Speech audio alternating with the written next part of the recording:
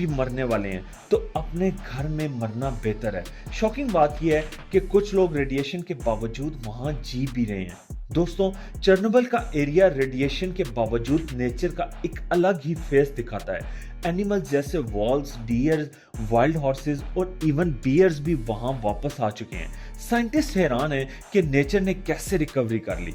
कुछ लोग कहते हैं कि ह्यूमन नेचर के लिए सबसे बड़ा थ्रेट है।